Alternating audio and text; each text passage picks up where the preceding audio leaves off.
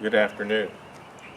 As I was leading a discussion last Sunday around lunchtime on the future of our church, somebody raised a question with me: what's the main purpose of a church?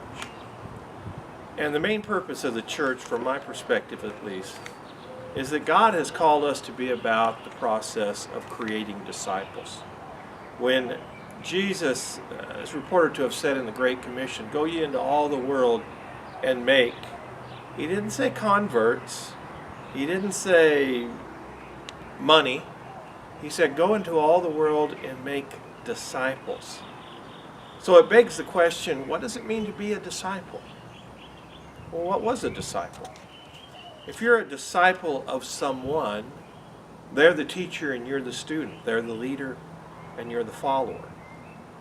Well, when we're called to be disciples, we're essentially called to follow Christ. So it asks another question. What does it mean to follow Christ? What is it that Jesus did with his life? Well, he himself designated it that I have come to feed the hungry, to care for the poor, to bring sight to the blind, to free the captive. In other words, the life of discipleship is a life of service. It's a life of following after and modeling one's life after Christ. And the beauty of discipleship is that when you become serious about being a disciple, a follower of Jesus, it becomes infectious. People see something in you that they don't see in the broader culture. And it's attractive to them.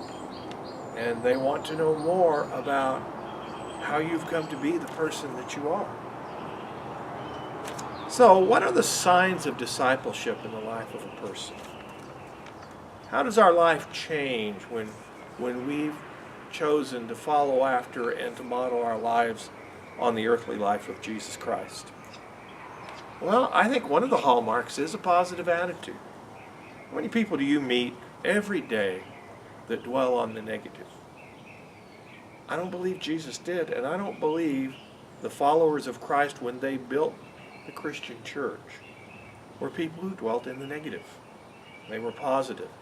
They saw possibility and hope. They looked out upon a world that was and asked, why can't it be more? I think another piece is, frankly, disciples are volunteers. Or as my old uncle said to me, son, when there's work to be done, you don't have to wait for an invitation. Disciples by nature don't need to wait for an invitation. They see somebody in need, they help. They see a need in their church, in their congregation, in their extended family, in their community, they help. They volunteer. They move forward in order to make a difference. Another area that I think is a sign of authentic discipleship is being serious about your faith. Following Christ is more than showing up on occasion on Sunday morning. It means having a prayer life. It means wanting to understand more about the life of Jesus Christ. It means being serious about our connection to God. And you put all of these things together, and it's a life that's different. It's a better life. It means being serious about mission. Knowing that we don't help others out of our convenience, but we help others out of our conviction and our desire to be the people that God has created us to be. So a question I want to leave you with today is, are you on the path of discipleship?